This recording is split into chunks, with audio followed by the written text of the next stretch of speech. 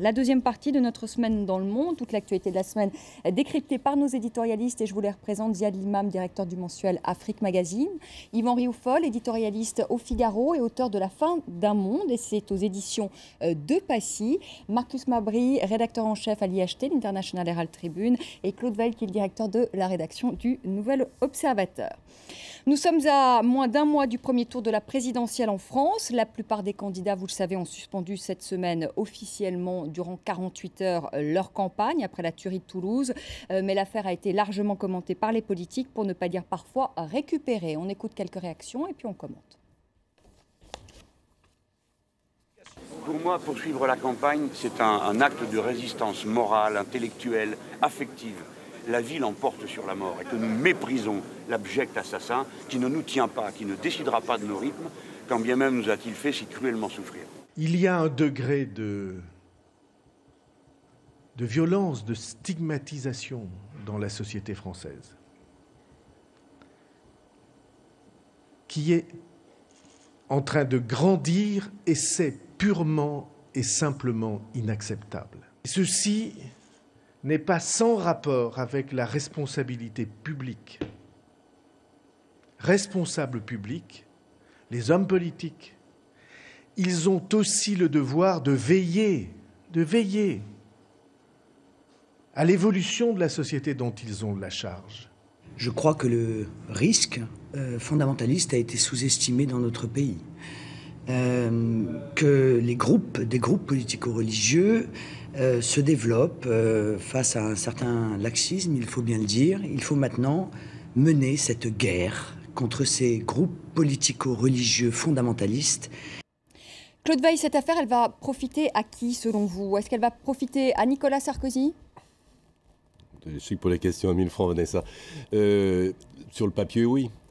Pour deux raisons. La première, c'est que la séquence a obligé les hommes politiques à réviser leur posture et je dirais même leur orientation stratégique. Nous étions dans une configuration à front renversé où François Hollande, fort de son avance dans les sondages, l'a joué présidentielle. Et donc, il ne parlait qu'unité, rassemblement, modération, etc. Tandis que le président sortant, qui d'habitude joue le rôle du président, là, jouait le rôle du challenger, c'est-à-dire il taclait, il donnait des coups de pied dans les tibias, il cherchait à cliver et à antagoniser au maximum le débat pour souder la droite autour de lui au premier tour et siphonner l'électorat de Marine Le Pen. Tout ça, je ne développe pas, a été longuement analysé. L'événement à la hauteur duquel, je dois le dire, Nicolas Sarkozy a su se hisser, le replace en position de président et lui a permis d'une certaine façon de reconquérir cette posture présidentielle derrière laquelle il n'a pas cessé de courir depuis 5 ans. Vous savez que la présidentialisation était un objectif récurrent du mandat. Donc, il se retrouve en position de président et je pense que ça va influer sur le reste de sa campagne et que maintenant, il va avoir du mal à revenir dans un discours très clivant. D'ailleurs, c'était la tonalité hier soir, son discours à Strasbourg qui était assez rassembleur, ce qui fait qu'on va avoir 2 rassembleurs, ce qui est une configuration un petit peu inédite. Et puis la deuxième question, et j'en termine là, c'est qu'une élection se joue sur un terrain. C'est comme le foot, ça se joue sur un terrain. Jusqu'à présent, ça se jouait sur le terrain économique, justice sociale, équité, peur des déficits. L'insécurité dans toutes les enquêtes d'opinion arrivait très loin dans les préoccupations des Français. On va avoir une remontée massive de cet item insécurité. Sur cet item-là, aujourd'hui, au lendemain de Toulouse, je ne dis pas que ça sera encore vrai dans un mois, j'en sais rien. Aujourd'hui, sondage Sofres d'aujourd'hui, Nicolas Sarkozy est plus crédible que François Hollande. Donc, l'intérêt de François Hollande, c'est de revenir aux affaires courantes, je dirais de replacer le débat sur un terrain où il est plus à l'aise économique et social. Et l'intérêt de Nicolas Sarkozy, c'est de faire durer cette séquence qui le place en président, en représentant de l'ordre et de la sécurité. Ziad, vous l'avez trouvé comment, François Hollande, dans cette affaire? Je l'ai trouvé très embarrassé, puisqu'il est dans le rôle intenable et infaisable du monsieur qui doit avoir l'air d'être un homme d'État, mais qui ne peut pas parler. Il y a un traumatisme, il y a une douleur terrible dans la société, et donc il se tait et il attend que la séquence passe le plus vite. Mais je ne suis pas persuadé... Je suis pas non plus persuadé de la posture qu'a pris le président, qu'on a rajouté des tonnes et des kilos. Ah, vous trouvez? Ah oui, l'Élysée, la porte qui s'ouvre, le discours, etc. On sent qu'il fait beaucoup d'efforts pour montrer qu'il est le chef de l'État. Et moi, je pense que les gens... prends pas position, mais je pense que les gens sont plus nuancés que ça. C'est-à-dire que les gens sont dans une douleur en ce moment. Je pense que c'est ce que la France a vécu, ça relève de la douleur profonde. C'est quelque chose d'extrêmement violent. Ces enfants qui ont été tués, des soldats qui ont été tués dans la rue. Il y a ces questions qu'on peut se poser sur notre société, sur l'islam, pas l'islam. Donc on est tous un petit peu bouleversés, on est tous un petit peu perturbés. Et je ne pense pas que ces Français-là qui sont un petit peu perturbés vont se dire « Ah, mais l'UMP, c'est vrai, c'est les plus durs, c'est eux qui vont nous protéger, etc. » D'abord, ça fait 5 ans qu'ils sont censés le faire.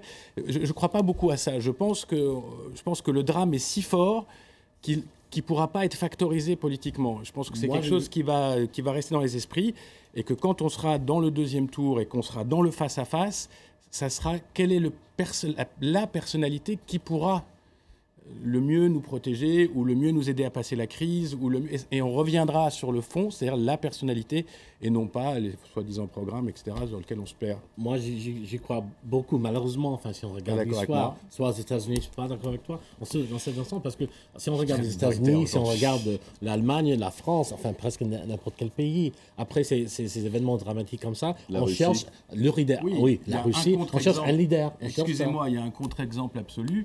La défaite d'Aznar, qui aurait pu capitaliser sur un événement absolument tragique. Et qui a été balayé par son mensonge, c'est pas tout à fait oui, alors c'est pour ça que je dis, il ne faut pas surjouer, il faut pas... C'est quand même une situation sur le plan, j'allais dire, émotionnel et politique, qui est extrêmement complexe à gérer pour le président. La moindre erreur, le moindre excès, c'est très difficile. Mais qu'est-ce qu'il a à perdre? Parce que là, elle était en train de perdre. Elle était c'était à la défaite. Il courait juste directement à la défaite. Donc là, au moins, il y a quelque chose. Il n'y avait rien, sauf ça. Il y a ça. Il est vu comme l'homme fort, il est vu comme l'homme qui peut se battre contre l'insécurité. Il n'y avait pas d'autre chose. Au niveau économique, il n'y a rien du tout. Il va être débordé sur sa droite par une Marine Le Pen qui va avoir de plus en plus de mal à se tenir et qui... on va avoir bientôt la bataille de Poitiers. Enfin, je veux dire, moi je pense que c'est pas aussi simple que ça pour lui. Yvan Riofol, vous êtes d'accord avec ça? C'est pas aussi simple? Est-ce que vous trouvez, comme Ziad Limam, qu'il en a fait trop cette semaine, Nicolas Sarkozy? Qu'il en ait fait trop? Non, au contraire, je trouve qu'il était plutôt sobre, qu'il a joué l'unité nationale, qui était vraiment un désir enfoui des Français. Je pense que très sincèrement, les Français auraient envie de cela. Donc il y avait une sorte de répétition générale de ce que pourrait être un gouvernement idéal. Passons. On retombe effectivement dans le combat rude. Il me semble effectivement que là, Nicolas Sarkozy a plus d'atouts en main que François Hollande. D'abord, il en avait avant cette affaire-là. Vous disiez qu'avant cette affaire-là, il perdait. Je ne suis pas sûr du tout qu'il perdait avant cette affaire-là, car je crois que son diagnostic de la crise économique reste plus valable que celui du diagnostic de la crise économique qui était celle de la gauche. Mais chacun avait oublié qu'il n'y avait pas que cette crise économique-là qui arrangeait tout le monde, parce que la campagne devenait d'ailleurs assez ennuyeuse avec ses querelles d'experts, ses courbes qui se croisaient. On avait oublié cette autre crise sur laquelle je ne cesse d'alerter personnellement, qui est la crise de la cohésion nationale, c'est-à-dire la crise de cette société qui ne sait plus vivre ensemble, cette crise du multiculturalisme. Et ce fait divers est venu replacer par la force des évidences, par la force des choses, cette question interdite. Et cette question interdite, elle oblige à aborder pas simplement la place de l'islam radical, elle oblige à aborder la question de savoir comment se fait-il aujourd'hui qu'un Français déteste autant la France. Est-ce qu'il est seul dans ce cas-là, de ce Français qui renie la France au point de tuer des Français et d'aller combattre en Afghanistan contre des Français, ou est-ce que c'est un sentiment partagé? Je pense, et je termine, je pense que cette question-là doit être abordée avec toute la lucidité nécessaire, et on s'apercevra qu'il y a aujourd'hui en France, effectivement, une contre-société qui n'adhère plus aux valeurs communes de la République et qui peut produire des monstres comme ceci. Donc je veux dire par là qu'il faut également aller au fond de ces sujets-là, se poser le problème de l'immigration de peuplement. Est-ce que cette immigration de peuplement ne va pas jusqu'à des aberrations? Et est-ce que au bout du compte, mais non, on peut rien dire avec vous, bien entendu. Et est-ce qu'au bout du compte, il ne faut pas également analyser une réforme du code de la nationalité quand vous avez des Français qui refusent d'être Français, tout simplement. Claude Weil, vous voulez peut-être réagir et puis ensuite on parlera du Mali. Je réagis froidement pour maîtriser une indignation que je réprime.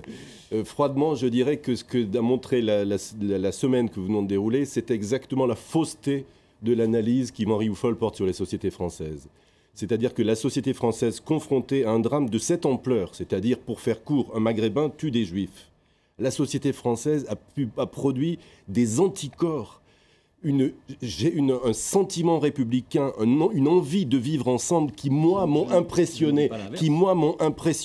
Quand j'ai vu le grand rabbin de France aller à l'Élysée avec le représentant des musulmans et dire que cette affaire avait resserré les liens entre les deux communautés, on est aux antipodes de l'analyse que distille en permanence notre cher Yvan, c'est-à-dire que la société française est fracturée, menacée par l'immigration, de dissolution, d'explosion, de guerre civile, vous avez écrit. On a vu que quand un événement se produit, la guerre civile et les fantasmes de guerre civile s'éloignent très très loin. Ne tombez pas dans l'angélisme qui est votre travers habituel. Vous voyez bien que c'est beaucoup plus complexe que cela.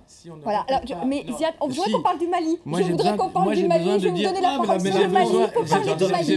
J'ai besoin de dire une demi-phrase en tant que Français qui aurait peut-être plus la nationalité française si les idées d'Yvan étaient actées dans des codes de la nationalité qui permettraient de faire le ménage.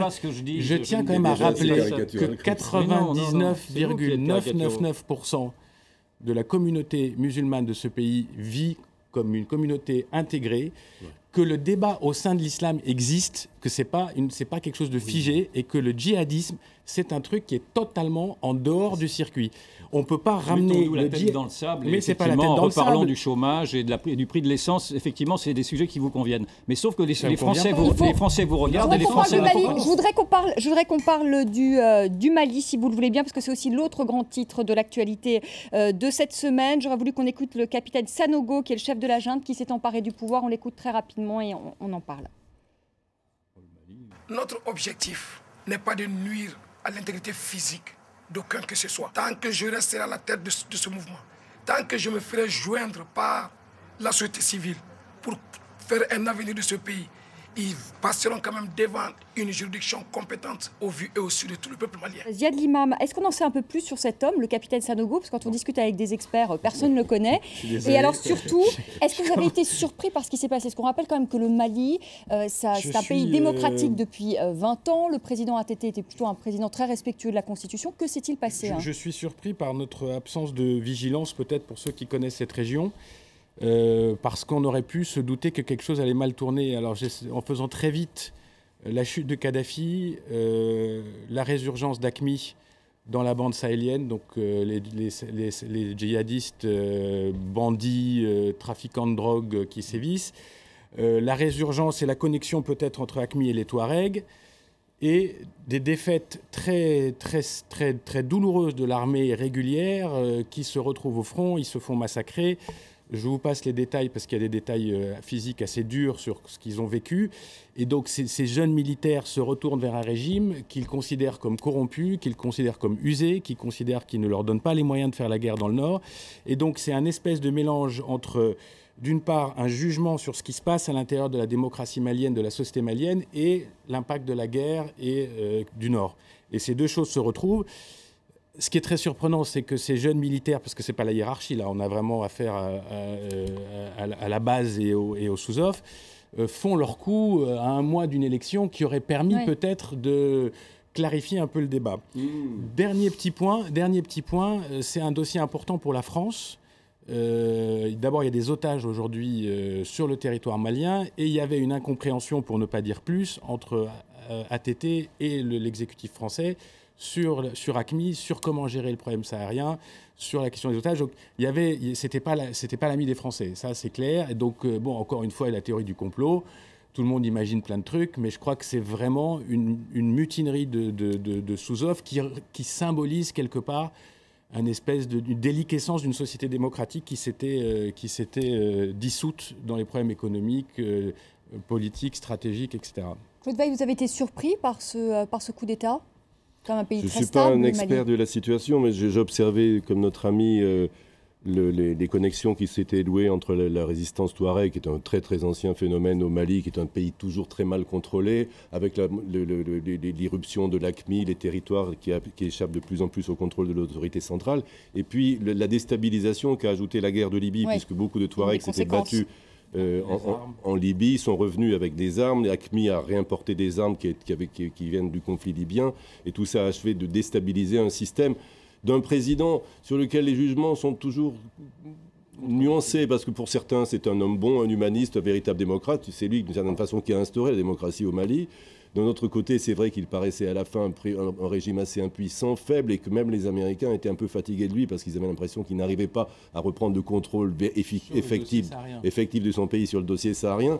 Et là, on entre dans une période d'incertitude totale. Mais juste, j'émettais un tout petit doute sur la clarification qu'auraient pu apporter les élections dans un pays, je crois, où il y a une centaine de partis politiques et où les élections s'annonçaient dans une assez grande confusion, quand même. À cause de la perte du Nord. Mais sur le plan électoral, les candidats, c'était clair, etc. Il y a un dernier point pour nos amis auditeurs, c'est la drogue, dont on ne parle jamais. Mais le Mali se trouve sur cette espèce de nouvelle radiale qui va de la Guinée-Bissau et qui remonte vers l'Europe. Et le fameux Boeing qui s'était posé dans le désert, qui venait de nulle part, avec des chargements étranges. Enfin, on est à la... Marcus Mabry, vous connaissez bien aussi l'Afrique. Oui, enfin, pour moi, 20 ans, enfin, quand j'étais correspondant basé en Afrique, j'étais au Mali il y a 25 ans, et 20 ans de la démocratie, de la stabilité. 20 ans, c'est rien, hein, c'est pas beaucoup. C'est un pays oui, mais pour l'Afrique, c'est pas mal quand même. Il faut quand même dire une démocratie. Non, pour moi, 20 ans, c'est rien. Donc... Mais on verra sûrement. Oui, mais pour l'Afrique, 20 ans. Surtout pour l'Afrique. Mais on verra sûrement au Mali. La réaction de la société civile, là, elle doit être un peu sous le choc et on doit imaginer ce que c'est. Mais je pense qu'il y aura une réaction de la société politique et que les mutins seront... Comme tu dis, c'est un pays coupé en deux. Les mutins vont être très isolés. Yvan Rioufol. Moi, ce que je remarque, mais je ne suis pas du tout un spécialiste, mais j'analyse ça presque d'une manière instinctive. Je vois toujours quand même le poids de la mémoire collective dans tous ces soulèvements des peuples et des identités. Et je remarque que ce pays-là, comme le Niger, comme la Libye, comme la Syrie, sont des pays fictifs qui ont fait ça, qui ont fait cohabiter ensemble des peuples qui ne s'aiment pas. Et là, vous avez notamment, je pense que c'est un aspect qui existe aussi au Mali, c'est que vous avez un certain nombre de peuples ou de cultures, il y en a 4 ou 5, je crois, qui commencent à se séparer. Et je pense que on commence à voir cela un peu partout dans ces pays anciennement colonisés, qui ont été taillés à la serpe par les colonisateurs. Et je pense dessinés à la règle et au crayon. À la règle et au crayon. Et je pense qu'aujourd'hui, les peuples retrouvent leur identité, retrouvent leur mémoire. Et ce que l'on voit aujourd'hui arriver ici, c'est ce que l'on voit arriver ailleurs. On en revient toujours à l'identité.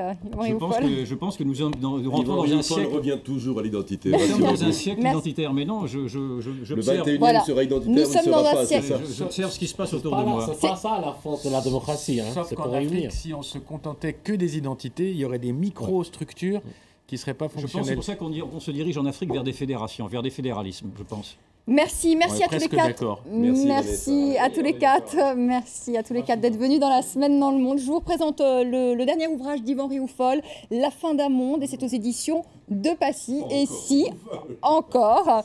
Voilà, merci à tous les 4. Très belle soirée, très bon week-end. Lundi, vous retrouverez à 19h10 pour le débat Sylvain Attal. Très bon week-end, très bonne semaine.